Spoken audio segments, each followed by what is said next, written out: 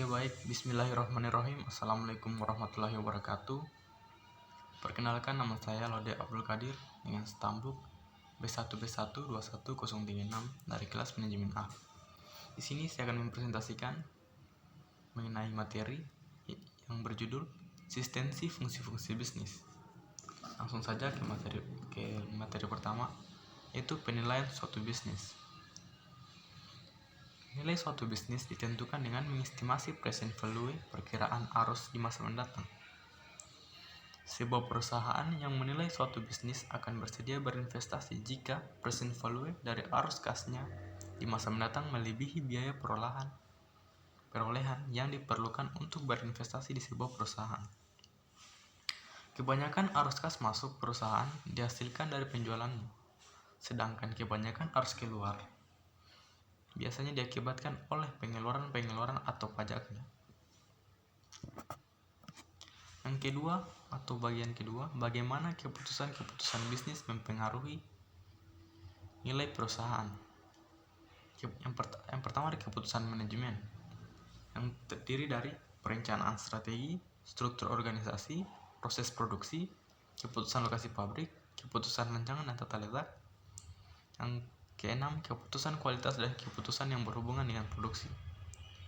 Yang pertama, perencanaan strategi atau planning. Perencanaan merupakan langkah awal sebelum melakukan suatu kegiatan. Itu dirancang dulu. Yang kedua, struktur organisasi, yang dimana struktur organisasi ini yaitu pembagian tugas kepada para anggota untuk melakukan suatu pekerjaan atau kegiatan. Yang ketiga, proses produksi. Proses produksi merupakan langkah di mana perusahaan mengelola suatu barang mentah menjadi suatu barang berharga, bernilai. Selanjutnya, keputusan lokasi pabrik. Keputusan lokasi pabrik dibentuk untuk mencari tempat yang strategis dalam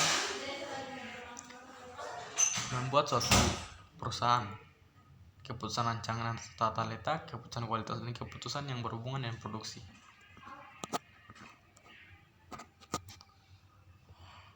Selanjutnya, keputusan lain yang berhubungan dengan proses produksi, dimana yang pertama memotivasi karyawan. Memotivasi karyawan terdiri dari kompensasi yang seimbang dengan kinerja mereka. Yang kedua, keamanan pekerjaan. Yang ketiga, jadwal kerja yang fleksibel. Yang keempat, program keterlibatan karyawan. Berikutnya, mengelola karyawan. Secara khusus, perusahaan berfokus pada pengembangan teknis karyawan, pengambilan keputusan, pelayanan pelanggan, keamanan, dan keterampilan sumber daya manusianya. Berikutnya, keputusan pemasaran, yaitu terdiri dari strategi produk, strategi distribusi, strategi penentuan harga, strategi promosi, yang dimana strategi produk merupakan rancangan yang dibuat sebelum membuat suatu produk. Tentunya memikirkan keuangan dan sasaran untuk menyebarkan produk. Begitu juga dengan strategi distribusi, merupakan kita mencari sebuah sasaran pasar untuk memasarkan sebuah produk kita.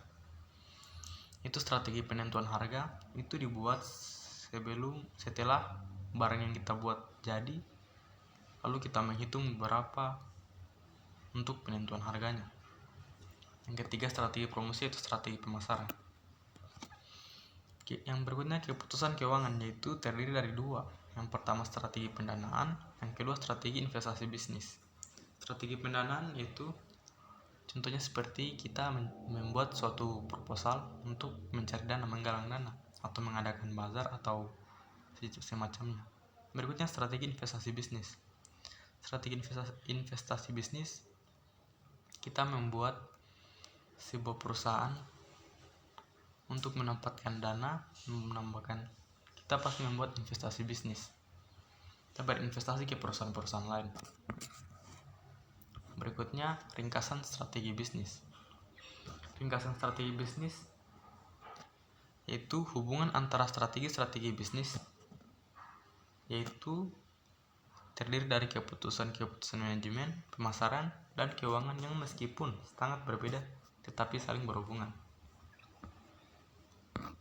Ringkasan strategi bisnis terdiri dari hubungan antara struktur organisasi dan produksi, yang kedua hubungan antara strategi penentuan harga dan strategi produksi, yang ketiga hubungan antara strategi penentuan harga dan strategi distribusi, yang keempat hubungan antara strategi penentuan harga dan strategi promosi, yang kelima hubungan antara strategi penentuan harga dan strategi pendanaan, yang keenam ringkasan hubungan antara strategi bisnis. Selanjutnya strategi-strategi bisnis yang diimplementasikan oleh IBM. Yang pertama, nilai IBM. Setiap laporan tahunan, IBM membuat sebuah surat dan Loiser Gressner, CEO IBM, kepada para pemegang saham. Yang kedua, misi dan perencanaan strategi IBM. Misi utama IBM adalah berjuang untuk menjadi pemimpin dalam menciptakan, mengembangkan, dan pembuatan industri teknologi paling maju. Yang kedua, perencanaan strategi IBM adalah memposisikan perusahaan dengan baik untuk mendirikan solusi bisnis. Selanjutnya, yang ketiga, tanggung jawab sosial IBM.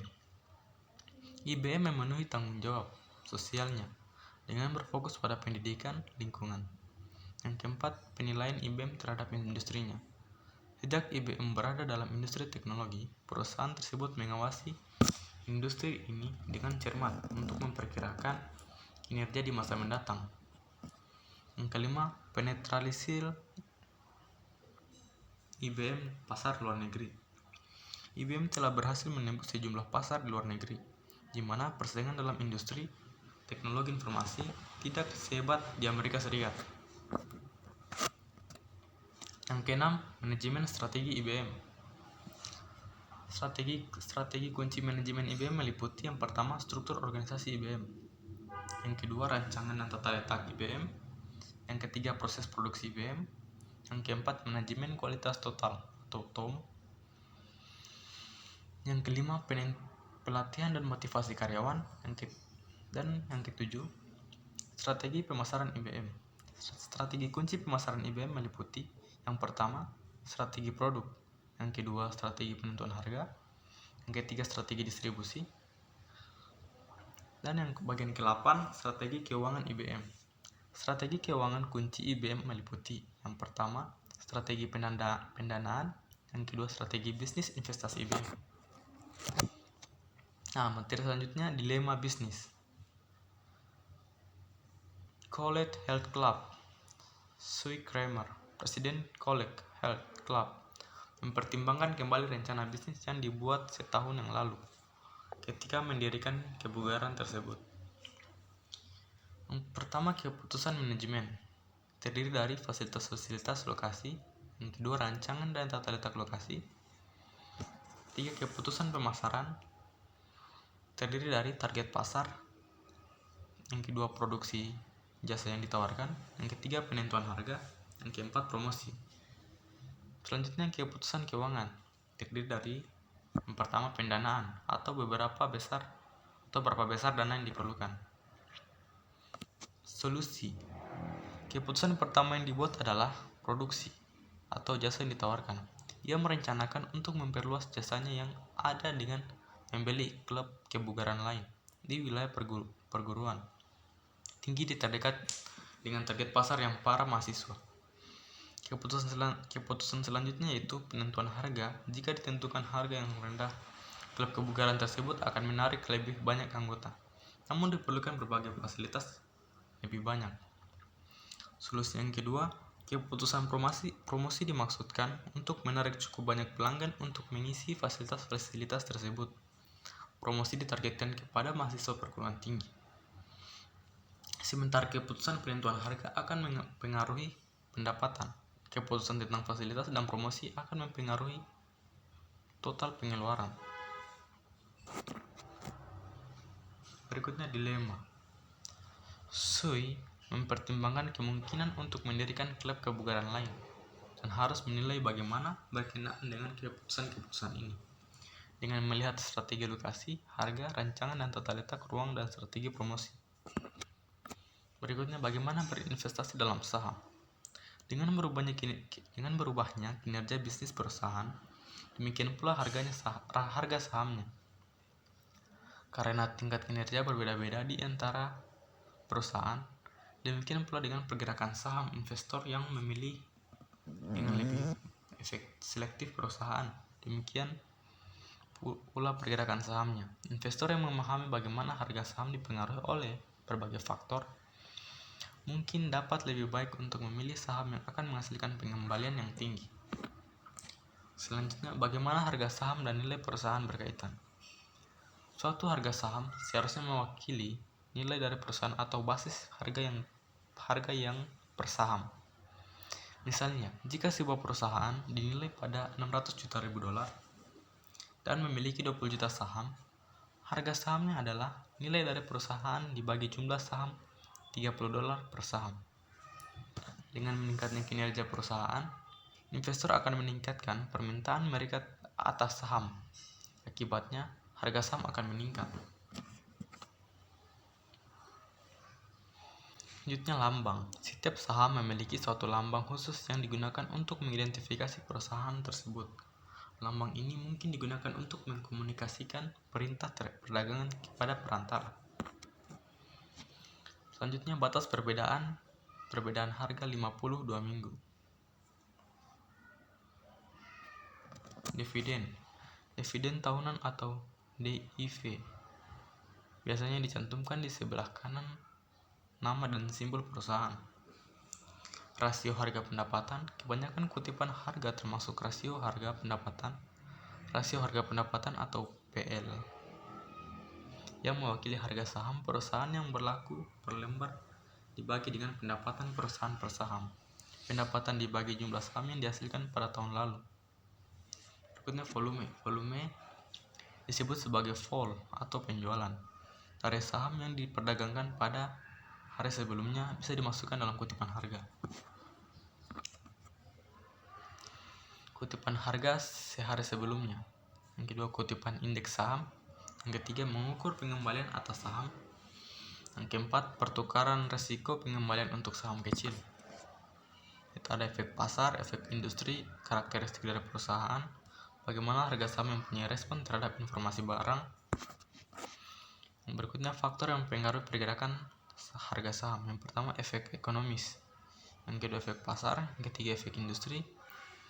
Yang keempat, karakteristik. Yang kelima, bagaimana harga saham yang mempunyai respon terhadap informasi baru, yaitu dengan harga sebuah saham menyesuaikan sebagai respon terhadap perubahan dalam permintaan untuk saham atau pasokan dari saham untuk dijual oleh investor. Mengidentifikasi perusahaan yang dinilai kurang. Yang pertama, efisiensi pasar saham. Berikutnya, transaksi saham. Perantara saham atau block broker, yaitu seseorang yang membantu transaksi yang diinginkan. Yang kedua, pedagangan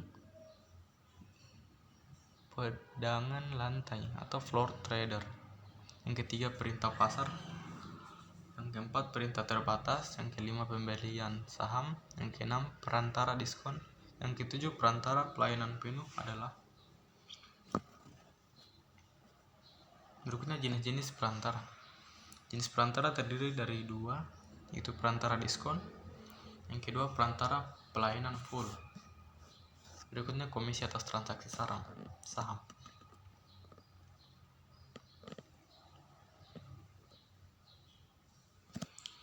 Untuk berikutnya, peraturan pada bursa saham, yaitu menegakkan pedoman perdagangan spesifik untuk menghindari kegiatan perdagangan tidak etis.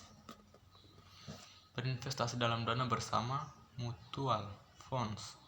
Dana bersama menjual saham kepada investor individual dan menggunakan hasilnya untuk berinvestasi dalam berbagai sekuritas. Itu jenis-jenis dana bersama. Yang pertama, dana bersama terbuka. Yang kedua, dana bersama tertutup.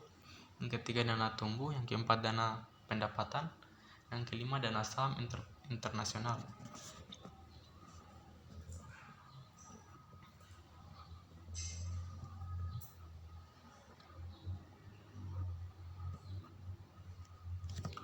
Oke, mungkin itu saja yang bisa saya sampaikan. Lebih dan kurangnya mohon maafkan. Saya akhiri dan ucapan wabillahi taufiq wal hidayah. Wassalamualaikum warahmatullahi wabarakatuh.